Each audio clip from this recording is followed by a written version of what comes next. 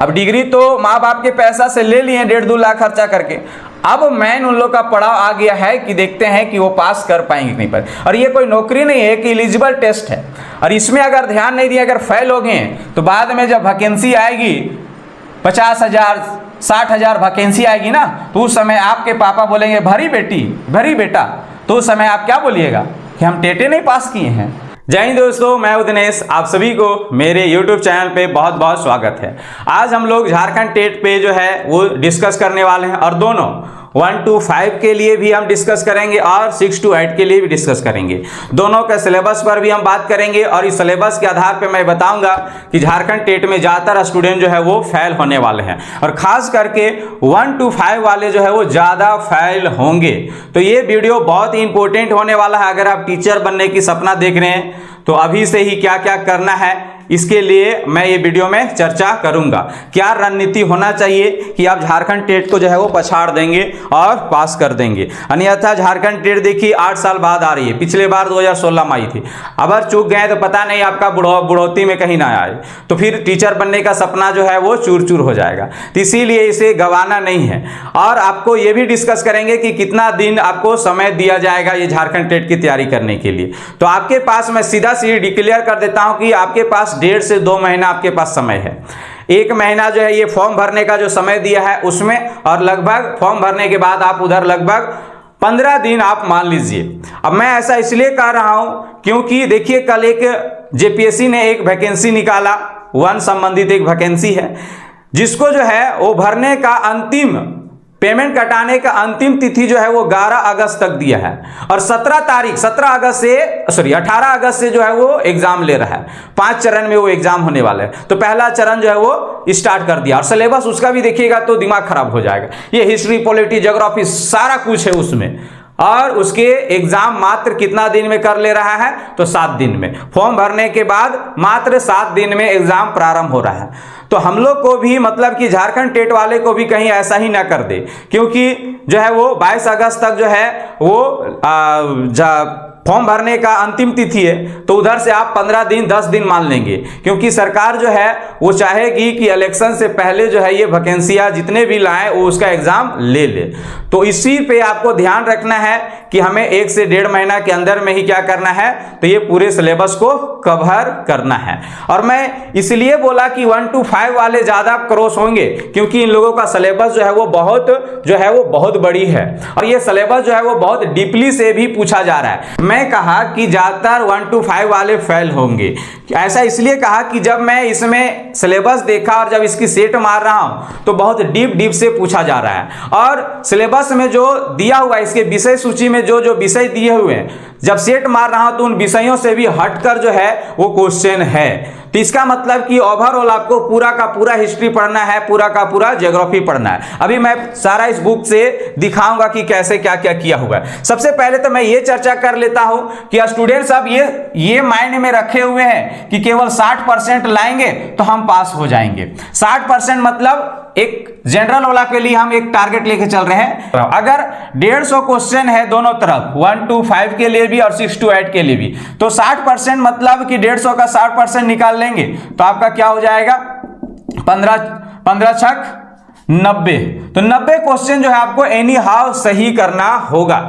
अब इस पर भी बहुत सारे स्टूडेंट कह रहे हैं, अरे चलो ना यार कि हम इसमें नहीं ला पाएंगे तो इसमें तो हम 25+ कर देंगे, हम मेकअप कर लेंगे। तो नहीं भैया, इस पर भी थोड़ा कंडीशन लगाया हुआ है। जनरल वाला ही ले लेते हैं, 40%, जनरल को 40%, प्रत्येक खंड से जो है वो 40% लाना ही लाना है। अगर मान लेते हैं इसमें चाइल्ड डेवलपमेंट का ही 30 क्वेश्चन का अगर 40% देखा जाए तो कितना हो जाएगा, तो 12 क्वेश्चन।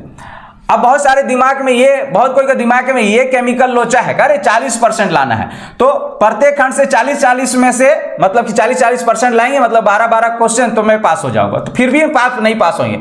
अगर प्रत्येक खंड से 12-12 भी ले आए तो भी आप पास नहीं हो पाइएगा, क्योंकि 12×5 = 60 हो जाएगा, और हमें लाना कितना है, 90। तो अगर आप इस कंडीशन से जाइएगा तो इस कंडीशन से फेल हो जाइएगा, और अगर केवल इस कंडीशन में जाइएगा और किसी में किसी खंड में अगर मान लेते 10 से आ गया तो फिर आप इस कंडीशन से फेल हो जाएगा। तो दोनों से हमें बचना है। इसका मतलब हमें सभी सब्जेक्ट में जो है वो जम के ध्यान देना होगा, तभी एक से भी अगर हम लापरवाही करेंगे तो हमारा झारखंड टेट जो है हमारे हाथ से निकल जाएगा। तो ये चीजों को आपको ध्यान रखना है। कुछ स्टूडेंट इधर वाले में बहुत सारे कोई दिक्कत हो रहा है, बहुत सारे लोग कमेंट कर रहे हैं कि भाषा 2 वाला में बहुत कोई दिक्कत है। सर क्या भाषा 2 में इंग्लिश ले सकते हैं, भाषा 2 में हिंदी ले सकते हैं? तो बिल्कुल ले सकते हैं, क्योंकि भाषा 2 में जनजातीय भाषा है, तो इसमें जनजातीय भाषा में 15 भाषा में से हिंदी भी है और इंग्लिश को भी शामिल किया गया है। बहुत सारे लोग कह रहे हैं कि सर हम यहाँ जो है वो लैंग्वेज टीचर हैं, लैंग्वेज टीचर बनना चाह रहे हैं, मेरा इंग्लिश ऑनर्स है, तो क्या मैं यहाँ पर भी भाषा 2 भी इंग्लिश ले सकते हैं? तो ले सकते हैं, समझे ना। क्योंकि ध्यान से समझिए, बहुत लोग ये खौफ में है, क्योंकि एक मुझे कल कमेंट आया कि अरे ये सर को उतना नहीं बुझा रहा है, यहाँ इंग्लिश टीचर यानी कि जो लोग भाषा टीचर बनना चाह रहे हैं, जैसे कि आप हिंदी का बनना चाह रहे थे हिंदी, इंग्लिश का बनना चाह रहे थे इंग्लिश, तो इंग्लिश ले लीजिए, इंग्लिश से यहाँ 60 नंबर आएगा, फिर यहाँ से इंग्लिश ले लीजिए, यहाँ से 30 नंबर आएगा, तो 30 और 60 ऐसी 90 नंबर आ जाएगा, तो केवल एक विषय पढ़ना है, नहीं आप पार कर दीजिएगा ऐसे। तो भैया ऐसा नहीं है। जो लैंग्वेज टीचर है, जो लैंग्वेज टीचर बनना चाह रहे हैं, वो लोग के पास चॉइस है कि वो एसएसटी ले या साइंस ले। जैसे ही आप देखो, जब फॉर्म भरने लगेगा तो आपको 3 ऑप्शन देगा, साइंस, एसएसटी, लैंग्वेज। लेकिन जैसे लैंग्वेज टीचर में क्लिक मारेगा तो आपके पास ये 2 ऑप्शन खुल के आ जाएगा, साइंस और एसएसटी। अब एसएसटी कौन लेगा? तो जिसका 12th में साइंस नहीं होगा। और साइंस कौन लेगा? जिसका 12th में साइंस होगा। तो साइंस लीजिएगा तो आपका अपने आप विषय वहां चूज हो जाएगा। बहुत कोई बोल रहा है सर हम एसएसटी लेंगे तो विषय कौन कौन सा चूज करेंगे? भैया आपको चूज करने का ऑप्शन ही नहीं देगा, केवल यहां से आपको भाषा 2 चूज करने का ऑप्शन देगा। इसके अलावा आपको कोई ऑप्शन ही नहीं देगा, डायरेक्ट आपका जो है वो सब्जेक्ट अपने आप चूज होके आ जाएगा। अगर एसएसटी में जाइएगा तो फटाक से ये वाला अपने आप जो है यहाँ का सब्जेक्ट जो है वो चूज होके आ जाएगा। तो आपको चूज करने का ऑप्शन नहीं देगा, केवल भाषा 2 चूज करने का ऑप्शन देगा। तो यहाँ ये चीज ध्यान में रखें। तो यहाँ पे कोई दिक्कत नहीं होना चाहिए किसी को। जो लैंग्वेज टीचर बन रहे हैं उसको तो दिक्कत ही नहीं है, वो आप एसएसटी के साथ जाइए। अगर आपका 12th में साइंस है और साइंस में अच्छे हैं तो आप साइंस में चले जाइए। अभी हम बताए थे कि 1 to 5 वाले ज्यादा जो है वो फेल होने वाले हैं। रीजन क्या है? तो ध्यान से देखिए, ये जो समान अध्ययन है, ये जो 30 नंबर का आने वाला है, इसमें इतना बड़ा सिलेबस है। ये साइंस और एसएसटी का दोनों सब्जेक्ट को मिला दीजिएगा, दोनों को सिलेबस को, तो ये अकेले यहाँ बना हुआ है। देखिए इसको भारतीय का इतिहास भी पढ़ना है, भूगोल भी पढ़ना है। भूगोल में भी साफ साफ लिख दिया है कि विश्व का भूगोल पढ़ना है, भारत का भी भूगोल पढ़ना है ना। राज व्यवस्था पढ़ना है, इकोनॉमिक्स पढ़ना है, समान ज्ञान पढ़ना है। समान ज्ञान में भी मतलब कि जीके भी पढ़ना है आपको यहाँ से। इसके अलावा साइंस में आपका फिजिक्स हो गया, बायो हो गया, केमिस्ट्री हो गया, ये सब तीनों चीजें पढ़ना है यहाँ पर ही। तो ये और देख रहे हैं हम कि बहुत सारे बुकों में जो है, जो मैं यहाँ पे लाया, मैं इसका विषय सूची आप लोग को टेलीग्राम में दे दूंगा। तो टेलीग्राम का लिंक मेरे पास है, डिस्क्रिप्शन में डाल दिए हैं, आप वहाँ से ज्वाइन कर लेंगे। देखिए यहाँ का जो विषय सूची है, विषय सूची में देखिए यहाँ जो है वो लिखा हुआ है समान अध्ययन। और समान अध्ययन में डायरेक्ट सीधा सीधी क्या बोला है? भारत का इतिहास, केवल भारत का इतिहास। और जब मैं पीछे जाके देख रहा हूं कि भारत का इतिहास में कहां कहां से ये पूछ रहा है, तो लगभग भारत के सभी चीजों से पूछ दे रहा है ये। देखिए यहाँ पे भारत का क्या क्या पूछ दे रहा है, समझे ना। भारत का अनेक सिक्के पूछ दिया, अभिलेख पूछ दिया है ना, विदेशी विवरण पूछ दिया है, प्राग ऐतिहासिक पूछ दिया, हड़प्पा सभ्यता पूछ दिया, वैदिक काल से पूछ दिया है। इसके अलावा आपका देखिए धार्मिक आंदोलन पूछ दिया, मतलब जैन धर्म, बौद्ध धर्म, महाजनपद काल में मगध महाजनपद में मौर्य वंश पूछ दिया। मौर्य वंश के बाद मौर्योत्तर काल भी पूछ दिया। मौर्योत्तर काल में देखिए शुंग वंश आ गया है, हिंद यूनान आ गया, शक शासक आ गए हैं। देखिए दक्षिण भारत का इतिहास, संगम काल भी पूछ दिया भैया। तो मतलब पूरा इतिहास का पूरा ब्यौरा, चोल पांड्य, ये सब सारा जो है। इसके बाद देखिए गुप्त वंश का भी, चंद्रगुप्त, चंद्रगुप्त द्वितीय, ये सबको पूछ दे रहा है। गुप्तोत्तर काल में हर्षवर्धन में देखो राष्ट्रकूट वंश, चालुक्य वंश, सब पूछ दे रहा है। मतलब कि इतिहास का पूरा सिलेबस ही यहाँ पर रख दिया है। अब बहुत सारे स्टूडेंट जो है वो थोड़ी थोड़ी चीजें पढ़ रहे हैं, थोड़ा सा सिंधु सभ्यता पढ़ रहे हैं, उसके बाद थोड़ा बहुत महाजनपद पढ़ रहे, भैया आपको ऐसे नहीं पूरा A to Z पढ़ना होगा और थोड़ा सा डीपली पढ़ना होगा, क्योंकि जब मैं इसका जब सेट जाके देख रहा हूँ तो बहुत गहराई से जो है वो यहाँ पे दिया हुआ है। तो इन चीज़ों को ध्यान में रखते हुए आप तैयारी कीजिए, अन्यथा बहुत सारे स्टूडेंट क्या कर रहे हैं कि सोच रहे हैं ऐसे ही पास हो जाएंगे, तो ऐसे ही पास नहीं होने वाले हैं। क्योंकि जब अगर आपको बहुत ज़्यादा ओवर कॉन्फिडेंस लग रहा है तो आप ये बुक लीजिएगा और एक बार जो है पीछे से एक सेट मार के देखिएगा, 10 को क्वेश्चन मारिएगा और 10 में अगर आपका 5 को बन गया ना तो आप समझिए 30 मार्क खाना है, समझे ना। तो ये चीज़ ध्यान से देख लीजिएगा, ठीक है। तो ये सिलेबस इतने आसान नहीं होने वाला है। और अब बहुत सारे लोग यहाँ पे हमें कमेंट कर रहे हैं कि सर 1 to 5 के लिए किताब समान अध्ययन का सजेस्ट कर दीजिए, कौन सा होगा। तो मैं बता दूं कि अगर ये मैं किताब सजेस्ट करने लगा और किताब पढ़ने लगिएगा, तो अगर हमें किताब सजेस्ट कर दिया तो आपका जो है वो 1 से 1,500 2,000 का केवल किताब आ जाएगा इसका लिस्ट में, जैसा यहाँ पर ही है। पूरा इंडियन हिस्ट्री लेना पड़ेगा, इंडियन हिस्ट्री का तीनों लेना पड़ेगा आपको, है ना। इसके बाद ज्योग्राफी पढ़ना पड़ेगा, पॉलिटी पढ़ना पड़ेगा। अगर यहाँ से अप्रोक्स अगर हम 400 का प्रत्येक बुक देखें तो 1 2 3 4 5 6 तो 6 चौके 2400 ऐसी केवल इस बुक की लिस्ट में चला जाएगा आपका।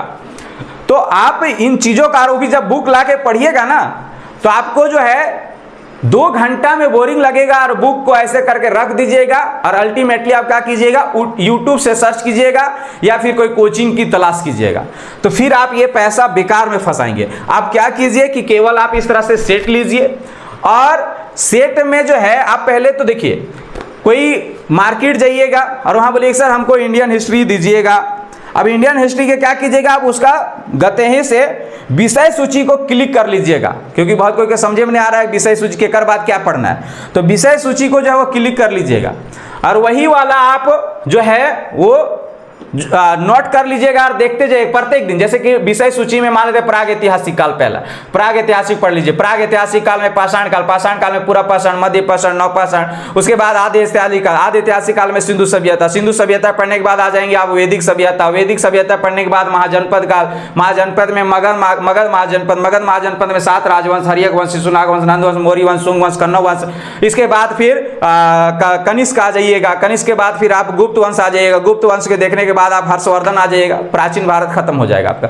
थोड़ा सा दक्षिण भारत में आ जाएंगे, दक्षिण भारत में संगम काल में चेल चोल पांड्य। फिर उधर मध्यकालीन भारत आ जाइएगा, मध्यकालीन भारत में आपको 2 ही चीज पढ़ना है, दिल्ली सल्तनत और मुगल काल। दिल्ली सल्तनत में 5 राजवंश पढ़ना है, गुलाम वंश, खिलजी वंश, तुगलक वंश, सैयद वंश, लोधी वंश, है ना। और बाबर मुगल काल में आप मेन शासक को देख लीजिएगा, बाबर, हुमायूं, अकबर, जहांगीर, शाहजहां, औरंगजेब, इतने देख लेंगे, ये खत्म।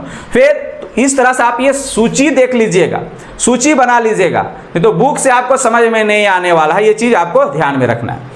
और देखिए मैं कहा कि ज्यादातर जो है वो 1 to 5 वाले फेल होने वाले हैं। रीजन क्या है कि देखिए ये दोनों सिलेबस को यहां से मिलाइए, साइंस के मैथ, फिजिक्स, केमिस्ट्री, बायो, और SST का हिस्ट्री, ज्योग्राफी, पॉलिटी, इकोनॉमिक्स, ये दोनों को मिला दीजिए तो यहाँ पे बन रहा है। देखो मैथ हुआ, देखो मैथ यहाँ था, ये है जो हाँ मैथ पढ़ना है। और मैथ में भी यहाँ पे बीज गणित विषय भी मैथ है, कॉमर्शियल मैथ तो है, ये है एडवांसो मैथ है। अब यहाँ के स्टूडेंट जो 1 to 5 जो DLED किए रहते हैं डायरेक्ट 12 से, उन लोग को बहुत को देखते हैं कि सिंप्लीफिकेशन नहीं आता है। जब हम पढ़ाते हैं ऑफलाइन में, ग्रेजुएशन वाला स्टूडेंट जो आता है कंपटीशन की तैयारी करने के लिए, तो सिंप्लीफिकेशन नहीं आता है, बोर्ड मास नहीं उन लोग को आता है।